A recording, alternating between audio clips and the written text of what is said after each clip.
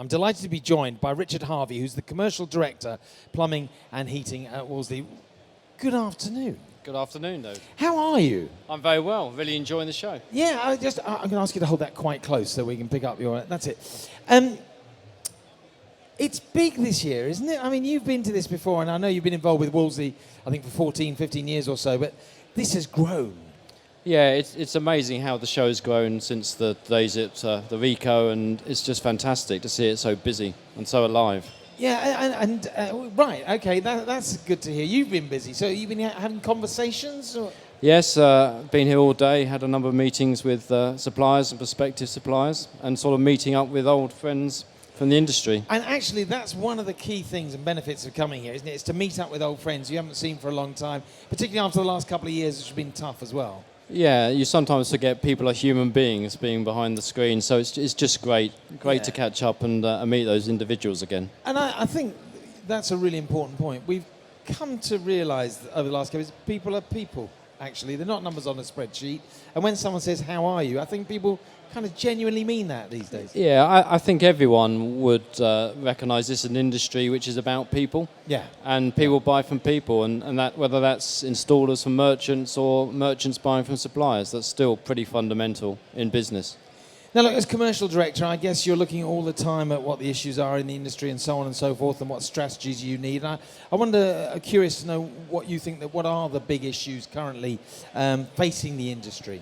So it probably falls into two different camps, I think. The issues, the tactical issues today are all about availability. You know, anyone in the fits boilers at the moment will understand the challenges of getting hold of those products. But before boilers, it was products from the Far East. So certainly post-COVID, availability of products, big issue.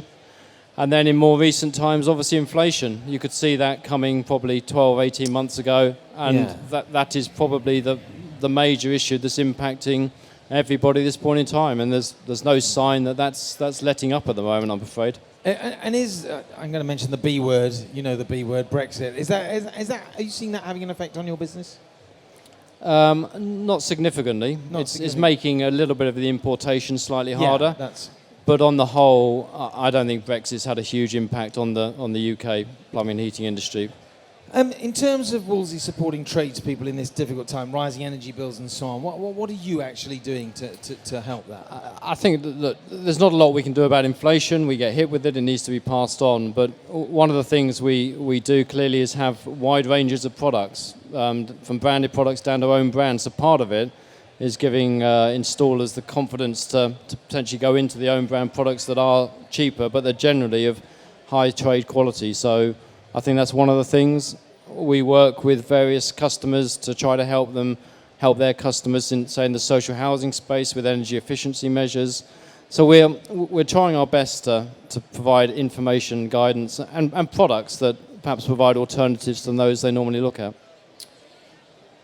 Renewables is a word that we hear bandied around a lot. Is it just a buzzword, or is it more than that? What's your view? It's certainly not a buzzword anymore. No. I think it was probably 10 years ago, maybe even 5 years ago, but really with the way that legislation's going, you know, it's here to stay. That is going to become the core part of the heating industry. And whether you are a merchant, an end customer, installer, it's trying to understand that and work out what your role is going to be in that particular marketplace.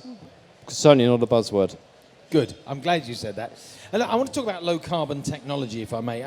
Have you seen a rise in installers working in low carbon technology?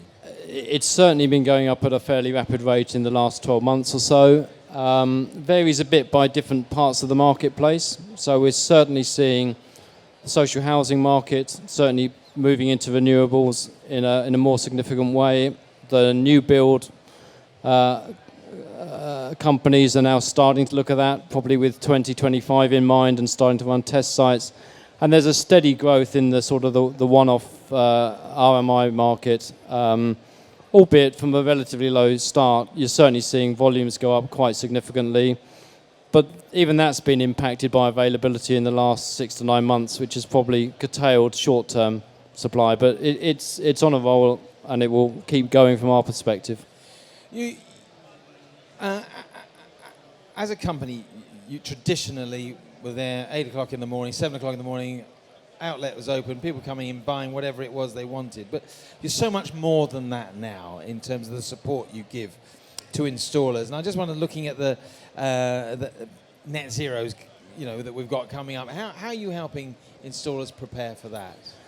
Well, I guess we recognise that a lot of the renewables are different. They do need more work up front. You do have to be more precise. So we have a design service that's available to help installers. We are providing training. There's remote training on our website, and then we work in conjunction with manufacturers to help people train. Just generally providing information and guidance. And look, an important thing that we have to do is actually train our own staff. So one of the big areas of investment for us is actually training staff in 440 odd branches who today perhaps are uncomfortable. So the more knowledge they have, the more they can help the installer base as well. You've been in the company 14 years, you're saying. So obviously you've seen challenges through that time, and I guess that the COVID period was a major challenge. How do you feel you've come through that? What as a result of it, are you stronger as a company? Has it helped you on the moving forwards? Has it helped us? I'm not sure COVID particularly helped anybody, quite frankly. But in terms of how you adapted to it and the flexibility you had to show. There's no doubt you've become more agile and had to think about things in a different way. No different really to companies in other sectors as well. Yeah. But I think it sort of does open your eyes to different ways of doing business, ways of being more efficient. I think the reality is, though, in the core business, which is installers going into merchants buying product, that fundamentally hasn't changed. And we haven't really seen a huge switch even to online ordering. They still want those day-to-day relationships, and of course, which we talked about early on. Yeah, and of course installers were still going into properties and so on during that whole pandemic, so they were still looking to you, but you had to change the way in which you served them. We did. I mean, we're quite proud that Wolseley made the decision not to shut at any stage during COVID. Yeah. We kept our branches open even on that first day, and got a lot of good benefit out of that, partly because we realised that heating breaks down, plumbing needs repairing. Doesn't stop just for COVID. And if we were to shut, how on earth was that going to keep going? Yeah. So we did have to adapt our practices. It was difficult.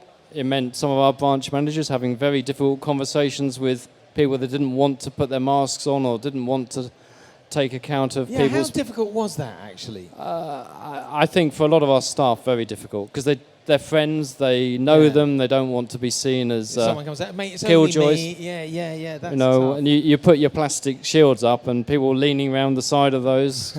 But so lots of challenges, but we're very proud of our colleagues in branches and the way they've handled it. And I think we've come out pretty well from it, to be fair. I'm sure you've always been agile as a management team and so on, but I guess that agility now is even greater as such, and the learnings you take forward from that. And I think with things like that, it's really important you do learn, so that if anything, God forbid, happens again like that, you've got the systems in place to be able to cope with it.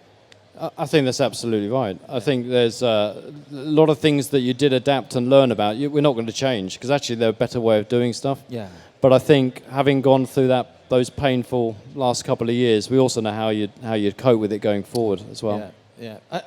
I hesitate to ask this question, but we haven't got a crystal ball, and had we said just before COVID, well, how do you anticipate the next 12 months? You'd have come up with the standard answer and so on and so forth. But how do you look forward in the next 12 months now? I mean, what do you see ahead, or can you not plan that far? I mean, you have to plan that far ahead. Look, it's very difficult. So when we went into, if you go back to COVID, we predicted that the market at best would come back to 90% of its pre-COVID levels. And of course, what happened is you ended up with a boom, that mini RMI boom, which we've sort of now been through. And we're certainly in a world now where I guess our short-term focus is back on availability, just making sure we can supply product when customers want it. We just can't guarantee that on every single brand at this point in time. So that I think will sadly continue probably for the rest of the calendar year. Inflation, we hope, will start bottoming out, because that's clearly problematic. And the challenge with inflation is it's going to start curtailing demand, because the prices are starting to get too high now. So consumers are not changing as much. So as an industry, sadly, whilst those prices are going through, customers stop buying. So I think there is a rocky period for the market coming. And there's nothing you can do to affect that? Not a lot. No, we can try and make sure we have competitive offers, which we'll do. and try and service those customers as best we can. And I think the thing that will also, perhaps we've talked about earlier, is that the push on into renewables. We're going to see more interest, more demand. The government's upping some of the ante in that space in terms of legislation.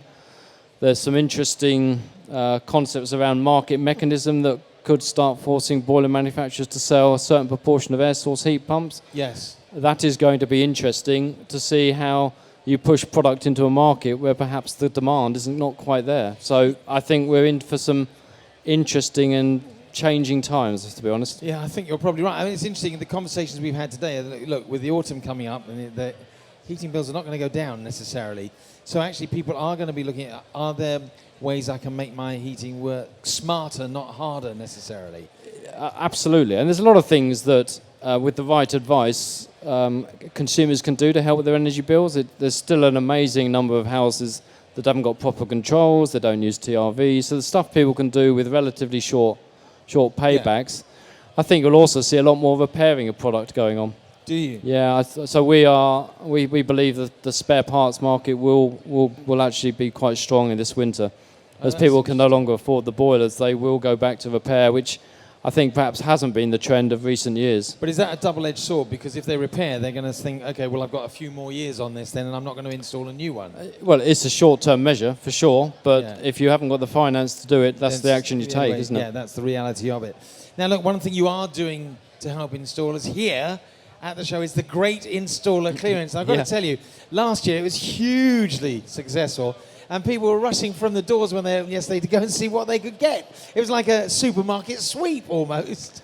Yeah, look, it works well for both the visitors to the exhibition. It works well for us. It is stock that is surplus to us, and from our point of view, we're looking to clear it through. If we can offer that out at a price that moves it, it works for us, and hopefully works for the visitors to the exhibition. So we're very pleased with that in terms of a way of helping us help other people. Yeah. Brilliant. Well, it's helping us, helping you sort of thing. Indeed. Well, Richard, it's a great privilege to have you sit here and come and have a chat, and thank you for coming to visit, and thank you for everything you do. And 14 years. Have you got a gold watch yet? Not yet, no. Not yet. A gold screwdriver maybe or something. Something along those lines. Something along those lines. Well, listen, thanks very much for joining us today. Thank you, David.